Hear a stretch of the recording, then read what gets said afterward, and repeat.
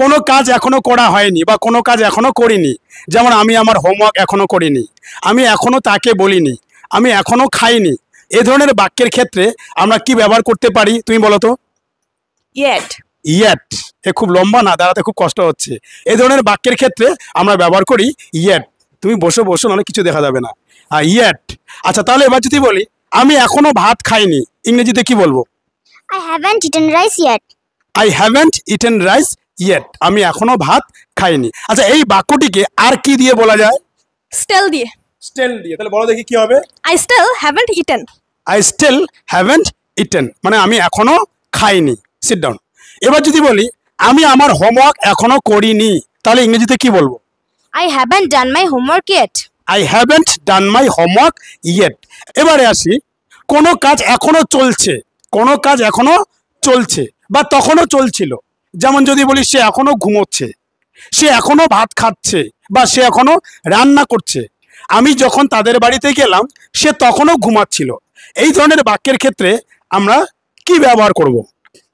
Still. এই ধরনের বাক্যের ক্ষেত্রে আমরা ব্যবহার করব স্টিল। তাহলে এবার যদি বলি সে এখনো ঘুমোচ্ছে, ইংরেজিতে কি বলবো? She is still sleeping. C is still sleeping, সে এখনো ঘুমোচ্ছে। আচ্ছা, এবার যদি বলি সে এখনো রান্না করছে, তাহলে কি বলবো? অনুষ্কা, সে এখনো রান্না করছে। She is still cooking. C is still cooking, সে এখনো রান্না করছে। এবার যদি বলি যখন আমি তাদের বাড়িতে গেলাম তখনও সে ঘুমোচ্ছিল, আমরা ইংরেজিতে কিভাবে বলবো তুমি বলো? When I went to their house, she was still sleeping. Okay, when I went to their house she was still sleeping. যখন আমি তাদের বাড়িতে গেলাম তখনও সে ঘুমাচ্ছিল। অর্থাৎ কোনো কাজ এখনো চলছে বা তখনও চলছিল বোঝাতে আমরা কি ব্যবহার করি? স্টিল। কি ব্যবহার করি? স্টিল ব্যবহার করি। আচ্ছা, এবার কোনো কাজ যখন প্রত্যাশিত সময়ের আগেই হয়ে যায়, যেমন আমি হয়তো তোমাদেরকে বললাম, ধরো মোনালিকে বললাম, মোনালি স্ট্যান্ড আপ প্লিজ, বললাম মোনালি কাজটা করো বা ওখানে যাও। তখন মোনালি বলল আমি ইতিমধ্যে ওখানে গিয়েছি, আমি ইতিমধ্যে কাজটি শেষ করেছি, আমি ইতিমধ্যে ভাত খেয়েছি। এর জন্য আমরা কি ব্যবহার করব? Already. অলরেডি। অলরেডি আমরা কখন ব্যবহার করব? যখন কোনো কাজ প্রত্যাশিত সময়ের আগে হয়ে যায়, তখন আমরা ব্যবহার করি অলরেডি। তাহলে এবার যদি বলি ইতিমধ্যে আমি ভাত খেয়েছি, তাহলে কি হবে? I have already eaten rice. I have already eaten rice, আমি ইতিমধ্যে ভাত খেয়েছি। Seat down. এবার যদি বলি ইতিমধ্যে আমি ইংরেজি শিখেছি, ইতিমধ্যে আমি ইংরেজি শিখেছি, তাহলে কি বলবো? I have already learned English. I have already learned English, ইতিমধ্যে আমি ইংরেজি শিখেছি। Sit down. আচ্ছা, তাহলে বোঝা গেল এবার অলরেডি আমরা কোথায় ব্যবহার করব? কোনো কাজ ইতিমধ্যে হয়ে গেছে বোঝাতে আমরা কি ব্যবহার করব? অলরেডি। ঠিক আছে। আচ্ছা, এবার বলো তো আমি ইতিমধ্যে খেয়েছি, কি হবে? আমি ইতিমধ্যে খেয়েছি, I have already eaten. I have already eaten. ঠিক আছে। আবার এটাকে আমরা আই অলরেডি এইট এভাবেও বলতে পারি। ঠিক আছে। কেন বলতে পারি? আমেরিকান যারা আছে তারা কিন্তু প্রেজেন্ট পারফেক্টের থেকে পাস্ট ইনডেফিনিট টেন্সটা কি ব্যবহার করে? বেশি ব্যবহার করে। আমরা যখন বলি আই হ্যাভ অলরেডি ইটেন, আর তারা বেশি কোনটা বলে? I already eight. তারা বলবে I already went, I already did the work, according to American English. ঠিক আছে। আর যদি ব্রিটিশ ইংলিশ বলো তাহলে তারা সবসময় কোনটা বেশি ব্যবহার করে? Present perfect tense. অর্থাৎ তারা অলরেডির সঙ্গে সবসময় কি ব্যবহার করবে? প্রেজেন্ট পারফেক্ট টেন্স ব্যবহার করবে। কোনো কাজ এইমাত্র শেষ হলো, যেমন আমি এইমাত্র খেলাম, আমি এইমাত্র আমার হোমওয়ার্ক শেষ করলাম, আমি এইমাত্র তার সঙ্গে কথা বললাম, এর জন্য আমরা কি ব্যবহার করব? Just. জাস্ট। তাহলে এবার যদি বলি আমি এইমাত্র খেলাম, তাহলে কি হবে? I have just eaten. I have just eaten, আমি এইমাত্র খেলাম, আই হ্যাভ জাস্ট ইটেন। আচ্ছা, এটা এভাবে বাদ দিয়ে আর কিভাবে বলা যায়? I just ate. I just eight. ঠিক আছে। এবার অনেকে বলবেন যে আই জাস্ট এইট বলা যাবে না, কারণ জাস্ট কেবলমাত্র প্রেজেন্ট পারফেক্টের সঙ্গেই হয়, কিন্তু না, এটা ভুল। আমেরিকান ইংলিশে জাস্ট পাস্ট ইনডেফিনিট টেন্সের সঙ্গেই তারা বেশি ব্যবহার করে। যেমন ব্রিটিশ ইংলিশে প্রেজেন্ট পারফেক্ট টেন্স বেশি ব্যবহার হয়, তারা বলবে আই হ্যাভ জাস্ট ইটেন। আর আমেরিকানরা বলে আই জাস্ট এইট। আমেরিকানরা কি বলবে? I just eight. ঠিক আছে। যেমন আমরা বলি না সে ইতিমধ্যে চলে গেছে, তাহলে কি বলবো? He has just left. কি বলবো? He has just left. He has just left. আর আমেরিকান ইংলিশে আমরা কি বলবো?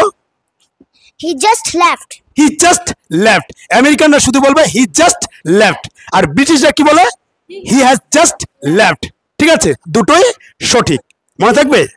আচ্ছা, এবার যদি বলি এটাও না ওটাও না, আমি মাংসও খাবো না, আমি মাছও খাবো না, আমি বইও পড়বো না, আমি স্কুলেও যাব না, এক্ষেত্রে আমরা ইংরেজিতে কি ব্যবহার করব বলো? Neither nor. নিদার নর। এক্ষেত্রে আমরা ব্যবহার করব নিদার নর, অর্থাৎ এটাও না ওটাও না। এক্ষেত্রে আমরা কি ব্যবহার করব? নিদার নর। তাহলে এবার যদি বলি এটাও না ওটাও না, ইংরেজিতে কি বলবো? এটাও না ওটাও না। Neither this one nor that one. Neither this one নর দ্যাট ওয়ান, নট দিস, এটা হচ্ছে দিস। নিদার দিস ওয়ান নর দ্যাট ওয়ান, এটাও না ওটাও না। Sit down. ঠিক আছে। আচ্ছা, এবারে যদি বলি এটা অথবা এটা, কি বললাম? এটা অথবা এটা, তার মানে কেমন? হয় এটা না হয় ওটা, দুটোর মধ্যে একটা হবেই। মানে কেমন কথাটা হলো? হয় আমি মাছ খাবো না হয় আমি মাংস খাবো, হয় আমি মাছ খাবো না হয় আমি মাংস খাবো, মানে দুটোর মধ্যে একটাকে কি করা? পছন্দ করা। সেক্ষেত্রে আমরা কি ব্যবহার করব? সেক্ষেত্রে আমরা কি ব্যবহার করব? Either or. হ্যাঁ, Either or. Either or. কি ব্যবহার করবো? Either or. তাহলে এবার যদি বলি হয় এটা না হয় ওটা, কে বলবে? হয় এটা না হয় ওটা। Either this one or that one. Either this one or that one, এটা কি দিস না this? Either this one or that one. এবারে সবচেয়ে গুরুত্বপূর্ণ একটা বিষয় নিয়ে আসি, সেটা হলো কেউ হয়তো তোমাকে বললো কিরে তুই কি এই ব্যাপারে কিছু জানিস? এবার হয়তো সোনাক্ষী বললো না রে আমি জানি না। এবার মোনালি বললো আমিও জানি না। এই যে বললাম আমিও জানি না, এর জন্য আমরা কি বলবো? আমিও জানি না। কি বলতে পারি? প্রথমটা বলো। I also don't know. I also don't know, আমিও জানি না। তাছাড়া কি বলতে পারি? I don't know either. I don't know either, মানে আমিও জানি না। এটা বাদে কি বলতে পারি? Me neither. মি নিদার, মানে আমিও জানি না। সোনাক্ষী বললো আমি জানি না, এবার তোমরা বলছো কি আমিও জানি না। এটা বাদে আর কি ব্যবহার করা যায়? আচ্ছা, Neither do I. Neither do I, মানে আমিও জানি না। তাহলে এবার কেউ যদি বলে এবার ডিড দিয়ে যদি বলে যে did you go to school yesterday, তুমি কি গতকাল স্কুলে গিয়েছিলে? এবার হয়তো সোনালি বললো no I didn't go, no I didn't go to school yesterday, যে আমি গতকাল স্কুলে যাইনি। এবার মেঘনা বললো আমিও যাইনি, আমিও যাইনি। সেক্ষেত্রে ইংরেজিতে কি বলবো? I also didn't go to school. I also didn't go, আর স্কুল না বললেও হবে। কি বলবো? আই অলসো ডিডন্ট গো, আমিও যাইনি। এটা বাদে আর কি বলা যায়? I didn't go either. I didn't go either, আমিও যাইনি। তাছাড়া কি বলা যায়? Neither did I. Neither did I. Did দিয়ে প্রশ্ন করলে তাহলে তোমাকে ডিড বসাতে হবে, ডু দিয়ে প্রশ্ন করলে ডু, উইল দিয়ে প্রশ্ন করলে উইল। মনে থাকবে নিদার ডিড আই, আমিও যাইনি। তাছাড়া কি বলতে পারি আর? Me neither. মি নিদার, মানে আমিও যাইনি, মি নিদার।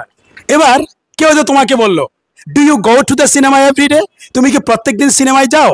তখন ও বললো yes I go to the cinema every day, বলছে হ্যাঁ আমি সিনেমায় প্রতিদিন যাই। এবার তোমার বান্ধবী বললো আমিও প্রতিদিন সিনেমায় যাই, আমিও প্রতিদিন সিনেমায় যাই। তাহলে ইংরেজিতে কি বলতে পারি বলো? So do I. So do I. So do I বলতে আমিও, তুমিও যাও আমিও যাই, সো ডু আই। ডু দিয়ে প্রশ্ন করেছে, এর জন্য কি হলো? ডু দিয়ে আনসার, সো ডু আই। আর যদি বলা হয় did you go to the cinema yesterday, তাহলে কি দিয়ে বলেছে? ডিড দিয়ে। তাহলে কি বলতে হবে? সো ডিড আই, আমিও গিয়েছিলাম। সো ডিড আই মানে আমিও গিয়েছিলাম।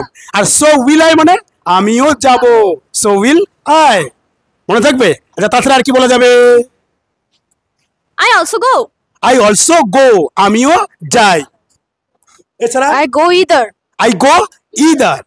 আর যদি এটা পাস্ট ইনডেফিনিট টেন্সে হয় ডিড দিয়ে, তাহলে কি হবে? I went either. I went either. তাহলে এটা আর অন্যভাবে কিভাবে বলা যায়? Me too. মি টু, সোজা বুদ্ধি, মি টু। মি টুটা কিন্তু যে কোনো টেন্সের ক্ষেত্রেই বলা যায়, সবচেয়ে ভালো বুদ্ধি। মি টু, মি টু বললে কি যে কোনো টেন্সের ক্ষেত্রেই বলা যায়, কিন্তু এটা ইনফর্মাল। ফর্মাল হবে এটা বলা যাবে না। মি টু মানে হচ্ছে আমিও যাই, আমিও গিয়েছিলাম, আমিও খেয়েছিলাম, আমিও জানি, আমিও জানতাম, হ্যাঁ আমিও জানবো, সোজা বুদ্ধি মি টু। আর আমিও জানি না, আমিও জানি না, আমিও জানতাম না, আমিও জানবো না, তাহলে কি বলবে? মি নিদার, সোজা বুদ্ধি। কি বলবে? Me neither. মি নিদার বলতে হ্যাঁ মানে কারোর সঙ্গে অ্যাগ্রি হওয়া বলতে তুমি বলে আমি যাইনি, আমি বললাম আমিও যাইনি, মি নিদার। তুমি বললে আমি খাবো না, আমিও খাবো না, মি নিদার। মনে থাকবে। আর যখন বলবে তুমি খাবে, হ্যাঁ আমি খাবো, আমিও খাবো, তাহলে কি বলবে মি টু। তুমি খেয়েছিলে, হ্যাঁ আমি খেয়েছিলাম, হ্যাঁ আমিও খেয়েছিলাম, তাহলে কি বলবে মি টু। তুই গিয়েছিলে, হ্যাঁ আমি গিয়েছিলাম, আমিও গিয়েছিলাম, তো কি বলবে মি টু। সোজা বুদ্ধি। মানে মি টু আর মি নিদার এই দুটো যদি বলা যায় খুব সহজে বলা যায়, কিন্তু এগুলো সব ইনফর্মাল। কি বললাম? ইনফর্মাল। যখন আমরা কোনো অফিস আদালতে কথা বলবো তখন কিন্তু আমাদের এগুলো কি করা যাবে না, ব্যবহার করা যেন যে মি টু মি নিদার না বলে আমাদের যেগুলো সবচেয়ে ফর্মাল সেগুলোকে ব্যবহার করতে হবে। আপনাদের যদি কোনো কমেন্ট থাকে অবশ্যই কমেন্ট বক্সে কমেন্ট করে জানাবেন, তার উত্তর আপনারা অবশ্যই পাবেন। If you like the video